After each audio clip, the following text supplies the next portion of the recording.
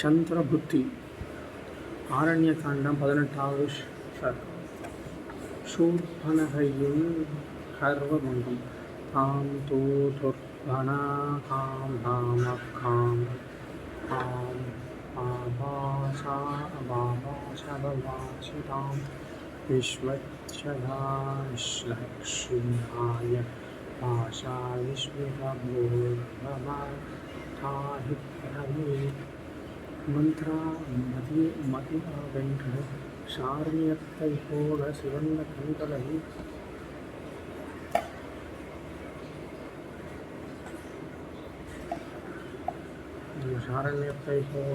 சிறந்த கண்களை உடைய சூர்பனகை ஆசை என்ற கயிற்றுநூல் கட்டப்பட்டு இப்படி சொல்ல, ராமன் புன்சிரிப்புடன் மெதுவாகவும் தெளிவாகவும் சாதுரியமாகவும் பதில் சொன்னான். எனக்கோ விவாகமாயிற்று. என் பார்வையிடத்தில் எனக்கு மிகுந்த பிரியம். அவளை தள்ள முடியாது, உன்னையும் வைத்துக் கொள்ள முடியாது.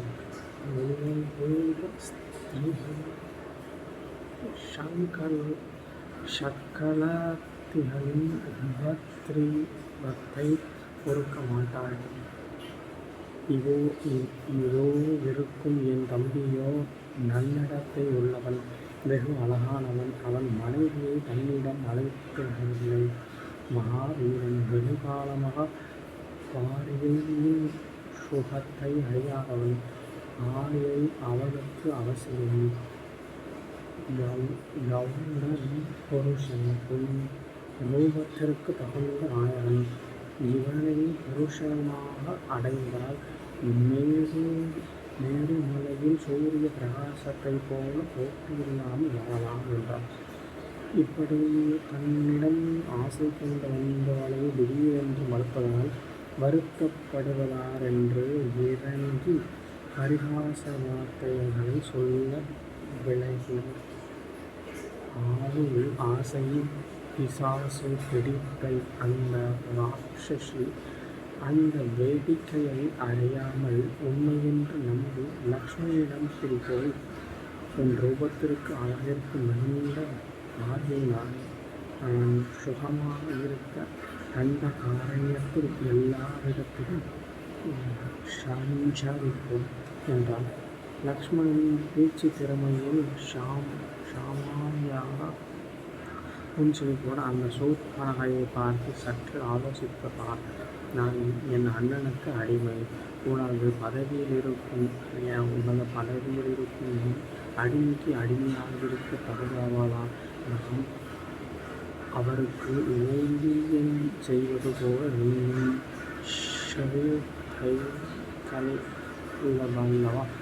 ஷீ-ஓ-கை-கல்லவா ஊழியம் செய்ய வேண்டியிருக்கும்.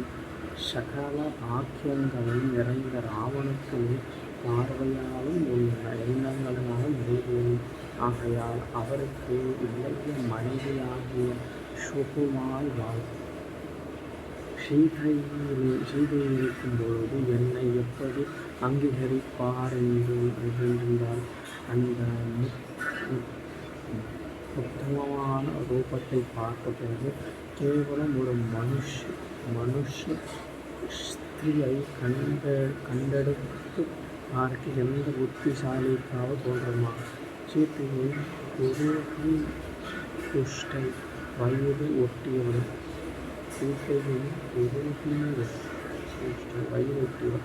அவளுடைய பெயர் யாருக்காவது தெரியுமா? அவளை துரத்திவிட்டு உன்னை தவிர மற்றவர் யாராவது பார்க்க மாட்டார் என்றார்.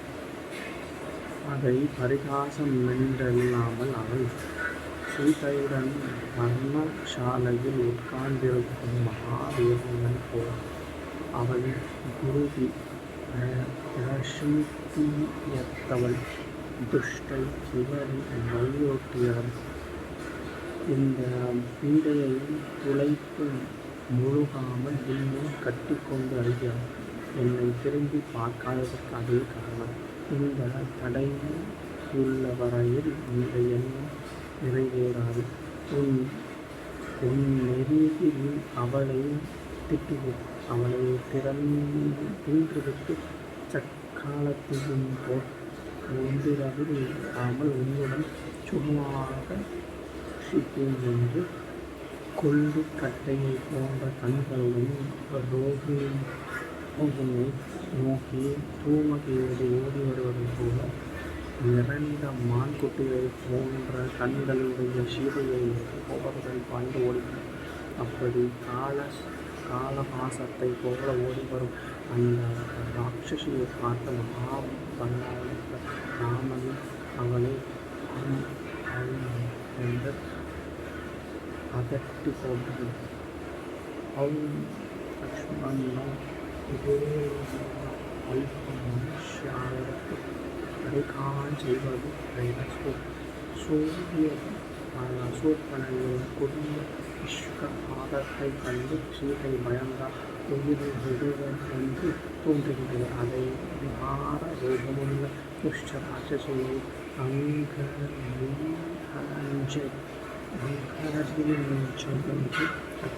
உடனே லக்ஷ்மணனுக்கு கோபம் உண்டாகிட்டு இதுவரையில் அவன் யாரோடு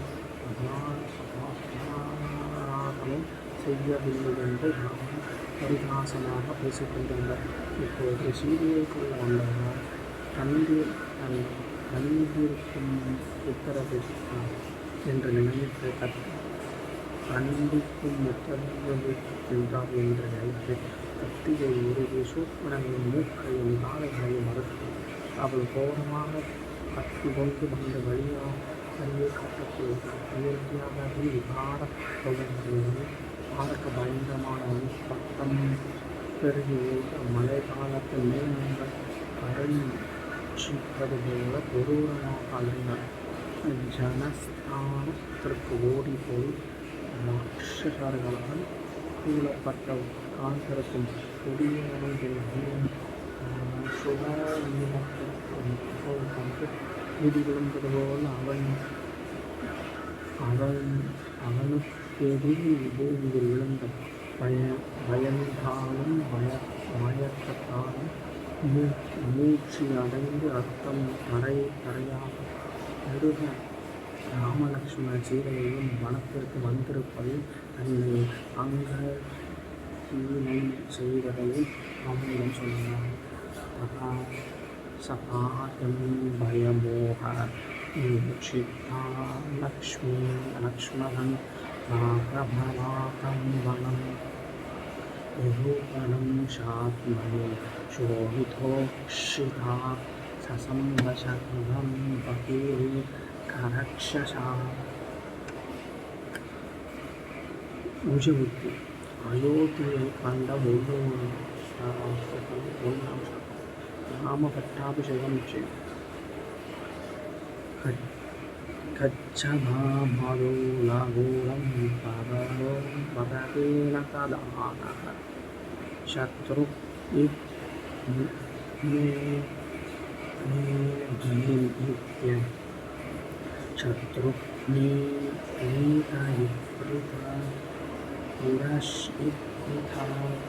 குற்றமற்றவர் நித்திய சத்ருக்களான காமம் குரோதம் முதலியவர்களை ஜெயித்தவருமான சத்ருக்கன் மாமன் வீட்டிற்கு போகும் பரதனை பரீதியுடன் அழைத்து போக மாட்டான்.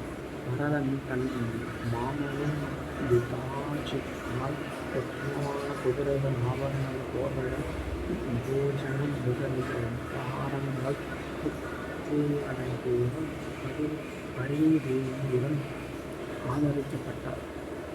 சத்ருகன் இடனிருந்த விஷ்ணு பார்த்தான். சேவகன் மாத்திரம் அங்கே வசித்து கொண்டிருந்தார்.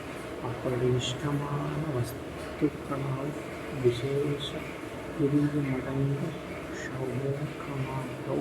சௌகமாக அங்கே வசிக்கும்போது சூழ்வர்களால் அவ்விருவரும் நமது பிதாவென்று சென்ற முதலாளிக்கு ராஜ்ய பாலனை செய்ய அவரால் முடியாது. ராவணனுக்கு ஒருவேளை பட்டாபிஷேகம் செய்வாரோ தெரியவில்லை. இந்த சமயத்தில் சமீபத்திலிருந்து பிதாவிற்கு பணிவிடை செய்ய வேண்டியிருக்க அந்த காலம் நமக்கு தவறி போகின்றது என தசரதை அடிக்கடி நினைத்து கொள்வாங்க. உத்தமமான புத்திரர்கள் அடைந்ததால் அவன் அளவற்ற தேஜஸ்சுள்ள அவ்வரசன் வில்விரல் வருணன் முதலியவற்றால் போல குறைவில்லாத ஸ்நேகமுள்ள பரத சத்ருக்களை விட்டு பிரிந்திருக்கிறோமே. பலவகையான சம்பந்தங்கள் நிறைந்திருந்தாலும் என் அருமை குழந்தைகள் சமீபத்தில் இல்லாதது ஒரு பெரிய குறையே என்று அவர்கள் அடிக்கடி நினைப்பது வழக்கம்.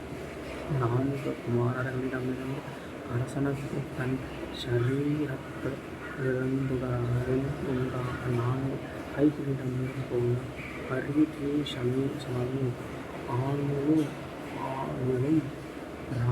ராணிகளுக்கும்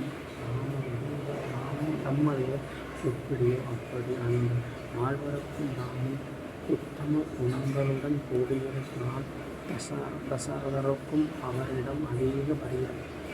நித்தியான மகாவிஷ்ணு கர்ப்பமடைந்து ராவணனை கொல்ல தேவர்களால் வேண்டப்பட்டு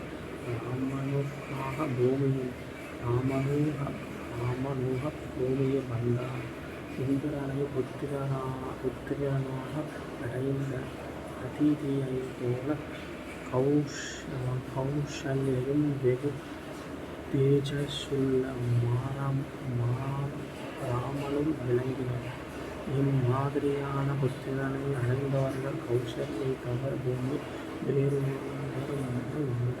மிகுந்த அழகுள்ள பராக்கிரமமுள்ளவர். அசௌகரியம் இல்லாதவர் இங்கிதம் ஸ்வபாவம் நடை முதலியவற்றில் தசரதரை ஒத்தவர். ஒருவரும் கடுமையான வார்த்தையை அவரிடம் சொல்ல மாட்டார். அப்படி சொன்னாலும் அவர் பதில் சொல்வதில்லை. பேசும் போதெல்லாம் மிகுதுவாகவே பேசுவார். எப்பொழுதும் சாந்த ஸ்வபாவமுள்ளவர். ஆகையால் ஒருவன் தனக்கு எப்பொழுதாவது எக்காரணமாவது உபகாரம் செய்திருந்தாலும் அதை பெரிதாக எண்ணி மிகவும் சந்தோஷப்படுவார். ஆனால் சகல ஜகத்திற்கும் அவரை ஆத்மாவாகவும்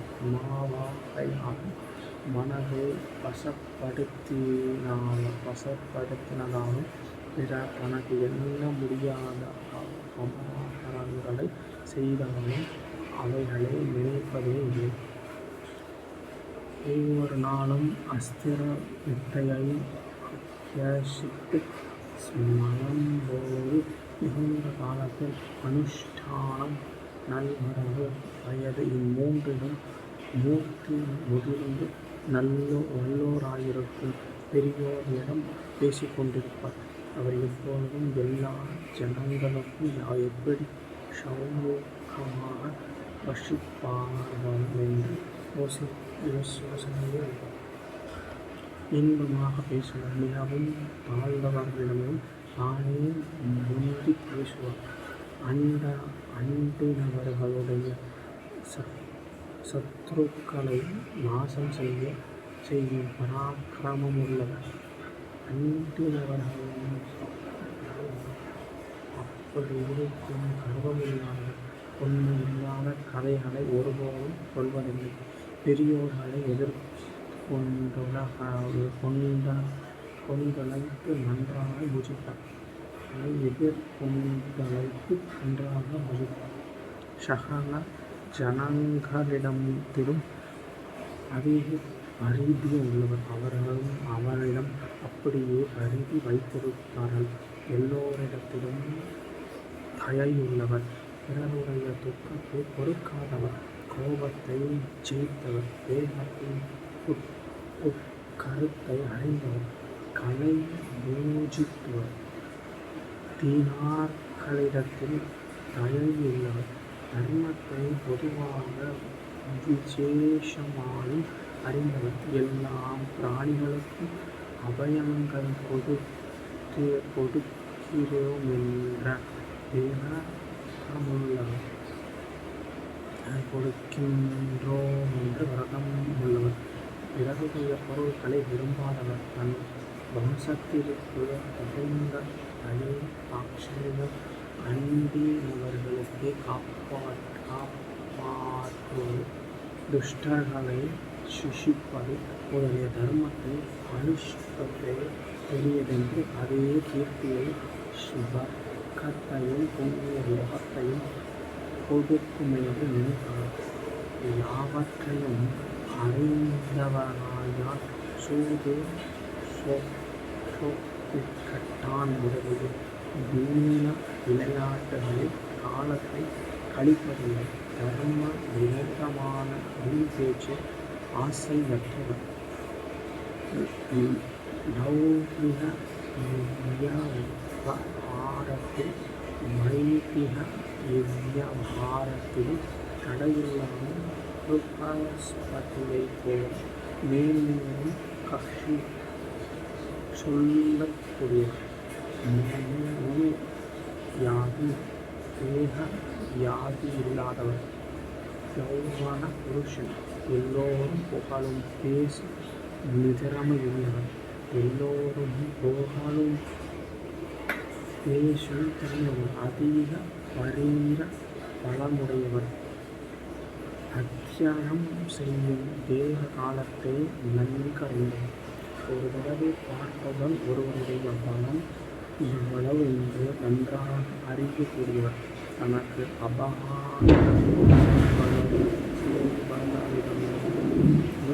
விரோதமுக்தி இல்லாதவர் ஆசாரியத்தில் கற்று விரதங்களை அனுஷ்டித்து சமாபர்த்தனை செய்தவர் விவேகங்களின் அர்த்தத்தை விதிப்படி நன்றாக கற்றுவந்தவர் அஸ்திர சஸ்திர வித்தைகளை பிதாவை காட்டிலும் மிகவும் திறமையுடையவர் இவருடைய வம்சம் மிகவும் பருவத்தமானது சகல சோமங்களுக்கு இருப்பிடம் குற்றமற்றவர் தேகத்தில் சிரத்தையுள்ளவர் என்னாலும் கலங்காத புத்தியுள்ளவர் மிகவும் கஷ்டமான நிலைமையிலும் உண்மையிலே பேசுபவர் எண்ணமும் பேச்சும் செய்கையும் ஒத்திருப்பவர் தர்மங்களை பூரணமாக அறிந்து பிரயோசனான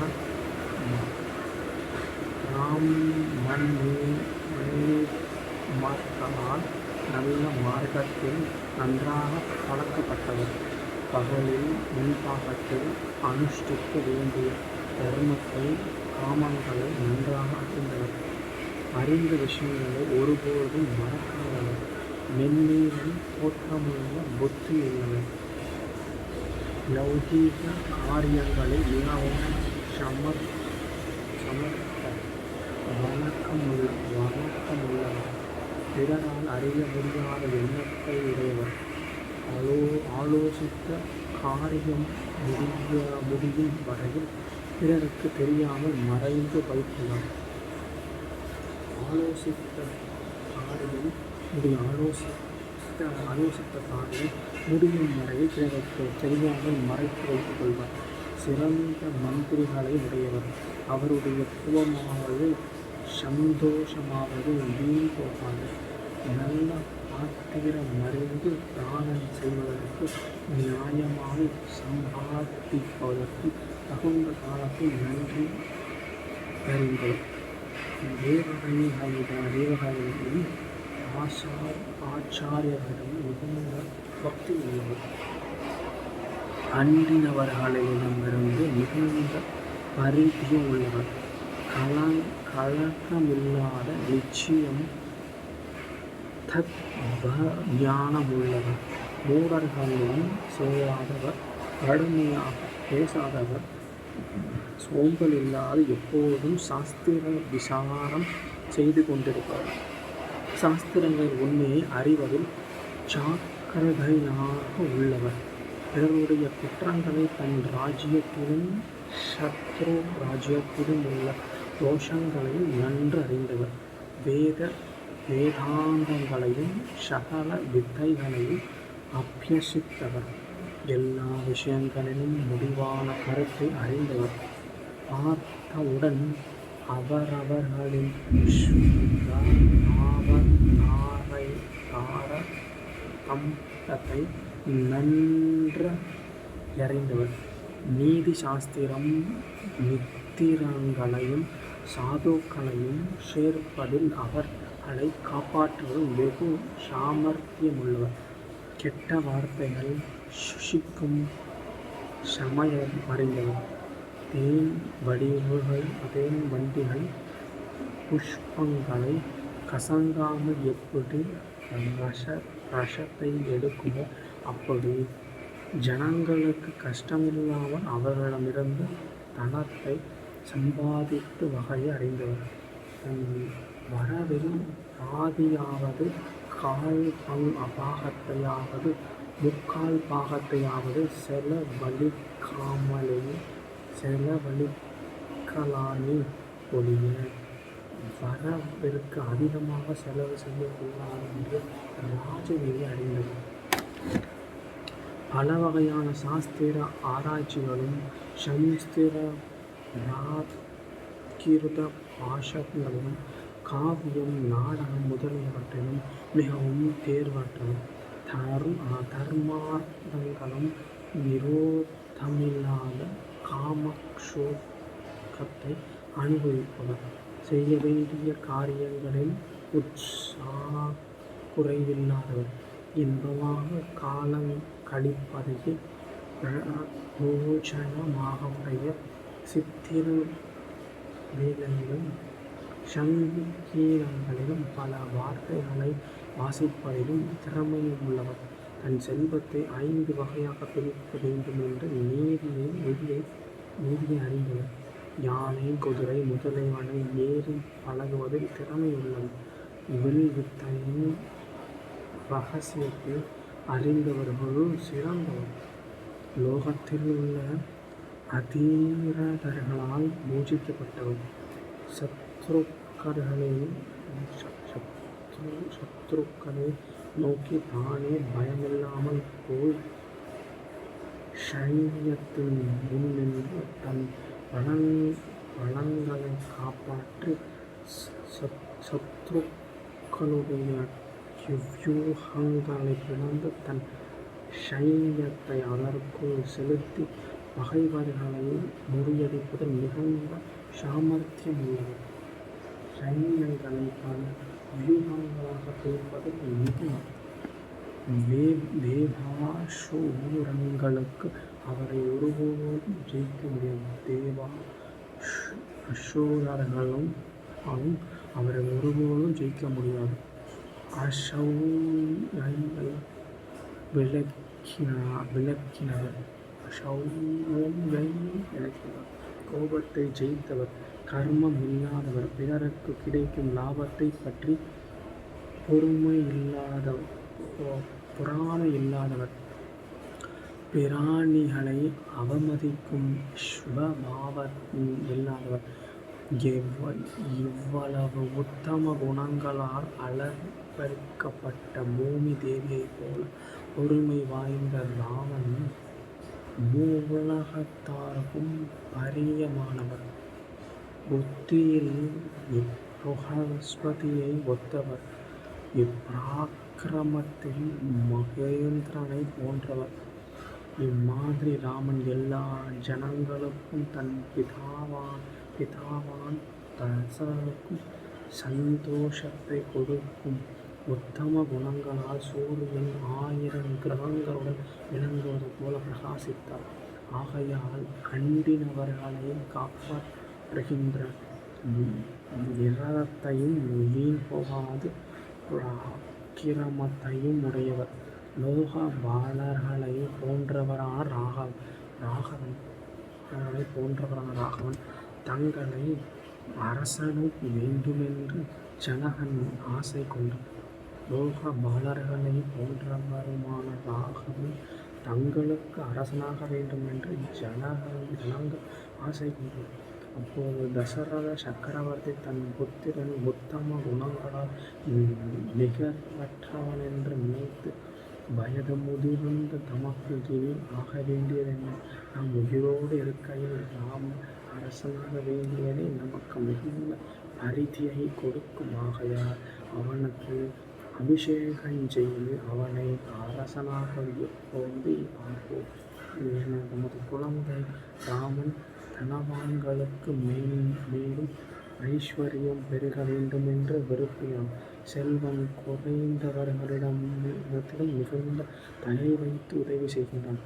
தாபத்தை போக்கி ஜலத்தை பொழிவதால் மேகத்தினிடத்திலும் ஜனங்கள் எப்படி அறியப்படுகின்றதோ அப்படி நம்மை விட ராமனிடம் விசேஷ பரிஞ்சம் வைத்திருக்கின்றனர். மேலும் பராக்கிரமத்தில் யமனையும் இந்திரனையும், புத்தியில் பிருஹஸ்பதியையும், தைரியத்தில் இமயமலை ஒத்திருப்பதால் என்னை விட மிகுந்த குணசாலி ராமன். நமது குழந்தை ராமனுக்கு அபிஷேக செய்து இந்த முதிர்ந்த வயதில் அவனுடனாகும் ஆனந்தத்தை அனுபவித்த பிறகு ஸ்வர்க்கம் அடைய வேண்டும் என்று என் மனதில் தீர்மானித்துக் கொண்டான். அரசர்களிடத்திலெல்லாம் மேற்சொன்ன அளவற்ற லோகோத்தமான நற்குணங்கள் யாவும் ராமனிடத்தில் இருப்பதை பற்றி தன் மந்திரியிடம் யோசித்து ராமனுக்கு ராஜ்யத்தை கொடுக்க நிச்சயித்தார்.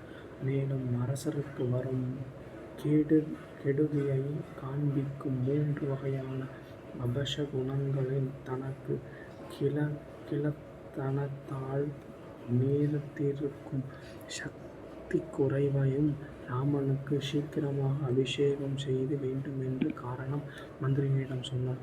பூரண சந்திரனைப் போன்ற ராமனுடைய முகத்தை பார்த்தவுடன் எல்லா ஜனங்களும் தானும் தூக்கம் நீங்கி மிகுந்த சந்தோஷத்தை அடைவதால் பிரஜைகளை க்ஷேமமாயிருக்க வேண்டும் காலம் வந்துவிட்டதென்று ராமாபிஷேகத்தை சீக்கிரப்படுத்துகின்றான். தூதர்களை அனுப்பி அநேக பட்டணங்களிலும் தேசங்களிலும் வசிக்கும் ஜனங்களுக்கும் முக்கியமாக அரசர்களையும் சீக்கிரமாக வருவித்தார்.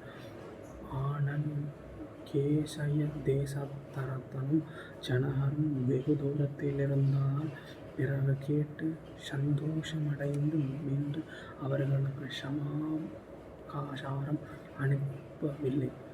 தசரதர் வந்து அரசர்களுக்கு தகுந்த விடுதிகளை ஏற்படுத்தி முக்கியமான போஜனம், விலையற்ற ஆபரணங்கள் முதலியவையான உபசேகங்கள் தான் சபையில் வந்திருக்க அவர்களை பார்த்து தயாராக இருக்க கேசய ராஜேனம் ஜனகரை தவிர மற்ற அரசர்கள் பிரம்ம சபைக்கு வந்து தேவர்களைப் போல அந்த சபாமண்டபத்தில் புகுந்து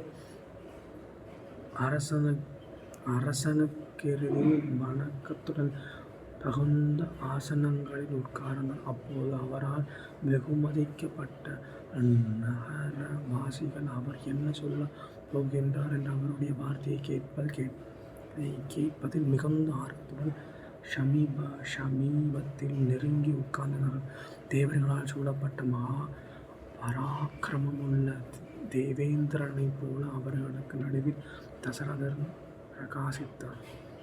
ஷலத்தமானைர் வினயான்விதைர் இந்த்ருபைர் புராணயைர் ஜானஸ்பதைஷ்ப மாணவைர் உபோபவிஷ்டைர் நிர்வபதிர் யவ்ருதோ பவௌ சஹஸ்ரசக்ஷுர் பகவான்னிவாமரைக்